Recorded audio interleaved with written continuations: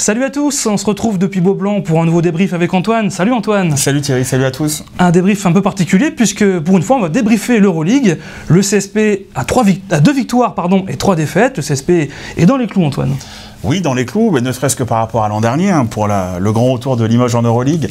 On comptait une victoire après la phase aller. On a fait 2 fois mieux cette année, 2 victoires, 3 défaites, vous l'avez dit. Tout est possible pour l'instant pour la phase retour pour les Limougeaux. On le voit sur le classement, dans cette poule dominée par Olympiakos avec 4 victoires, 1 défaite. Vitoria, 3-2, cette équipe de Zagreb surprenante, on va y revenir. Et puis Istanbul, le CSP avec 2 victoires, et puis Milan, donc 1 victoire, 4 défaites. On l'a dit, 2 victoires pour le CSP, dans ce petit championnat en début de saison, on l'annonçait, Zagreb, Milan, le CSP. Là, le CSP est bien. Oui, un petit championnat. Alors peut-être qu'il va devoir s'élargir à la force des résultats. On pensait vraiment être à la lutte avec Zagreb et Milan pour cette fameuse 4e place.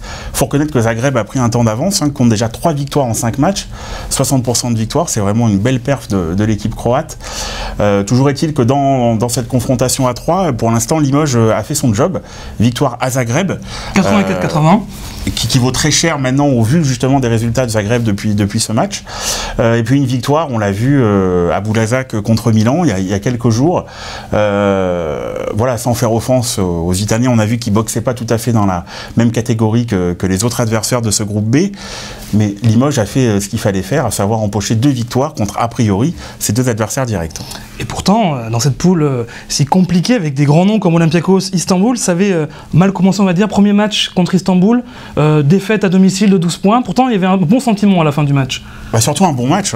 Vraiment, de la vie générale, c'était un bon match de basket. Istanbul vrai match était sur un nuage, à 3 points notamment. À 3 points, avec un Thomas Hurtel à la baguette, je crois 15 passes décisives. 15 passes. Un double-double pour le meneur français qui avait été incroyable. Mais malgré ce match de très haut niveau des Turcs, Limoges était vraiment dans le ton. Limoges avait livré une super prestation, une bonne entame d'Euroleague à Beaublanc.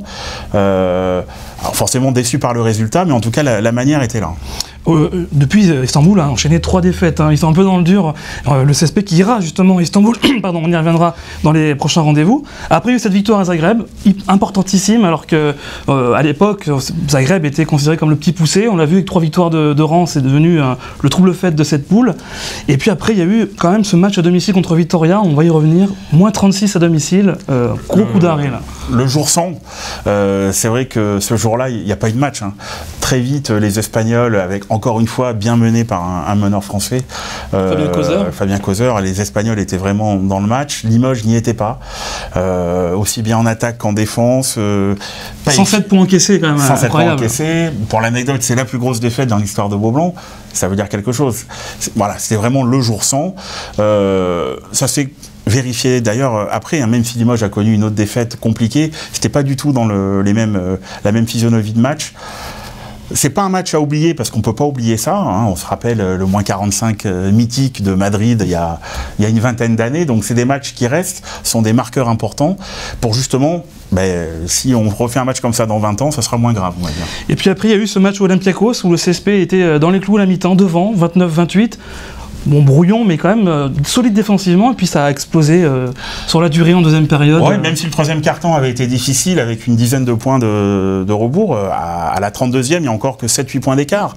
Et puis la fin de match, voilà, était très compliquée, un écart final qui ne reflétait pas peut-être la physionomie du match. Mais on a eu un peu peur quand même, on s'est dit, on espère que, les 5-6 matchs qui restaient n'allaient pas être dans cette veine-là, ça allait être très compliqué. Et puis non. Et puis Limoges a réagi de la meilleure des manières. Contre Milan. Contre Milan, un match particulier, qui n'était pas à Beaublanc. Au Palio de Boulazac, ouais. On a cru que ça allait peut-être un peu handicaper les Limougeaux de ne pas bénéficier du soutien sans faille de leur public. Et puis non, ils ont livré une prestation cohérente des 2 côtés du terrain. Bon, c'est toujours délicat de ressortir un joueur, mais Nobel, par exemple, ce jour-là... 28 dévals.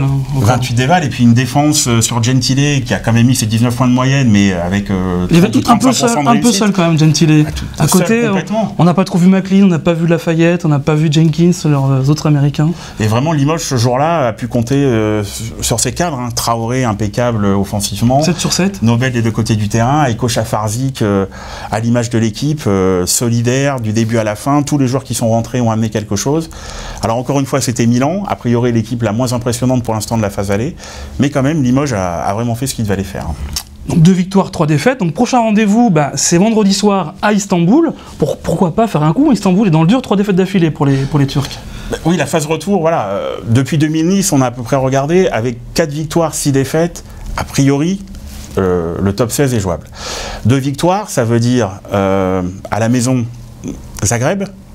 Normalement, vous êtes obligé de l'emporter si vous voulez avoir des ambitions. Et Milan, éventuellement. Ça veut dire faire un coup à Milan, et puis pourquoi pas continuer la fameuse invincibilité à domicile contre Olympiakos. Si je dis pas de bêtises, c'est 5 matchs jusqu'à présent contre le Pirée dans l'histoire de Beaublanc et aucune défaite. Avec 5 victoires, vous passez au top 16 a priori. Avec 4, ça sera peut-être plus compliqué. Peut-être que cet écart dont vous parliez tout à l'heure contre Vitoria, Limoges va le traîner jusqu'au bout. Mais en tout cas, ce qui est rassurant, c'est qu'à mi-chemin, Limoges a fait la moitié du boulot, on peut dire. Donc c'est plutôt rassurant pour la suite. Le prochain rendez-vous, donc, c'est Istanbul. Après, le CSP recevra Zagreb pour le match qui peut peut-être être pratiquement décisif pour la qualification, pour au moins encore y croire. Oui, les 2 prochains rendez-vous sont importants. Istanbul a du mal à domicile depuis quelques matchs. C'est peut-être l'occasion de faire le coup pour le CSP, du coup de prendre un joker. Et derrière, Zagreb, qui peut être le match charnière de cette phase retour pour vraiment asseoir ses ambitions de top 16. On va y croire, on va suivre ça. Merci beaucoup Antoine pour cette brillante analyse. Une fois de plus, c'était le débrief de l'Euroleague pour cette grande première. Il y a encore beaucoup de bons moments, on espère, à vivre dans cette compétition pour pourquoi pas éventuellement rêver de top 16. On suivra ça. Et puis il y a le prochain rendez-vous aussi pour le CSP à domicile, c'est dimanche contre Paris-Levallois, ce sera sur l'équipe 21, c'est à 20h30. Bye bye! Salut à tous!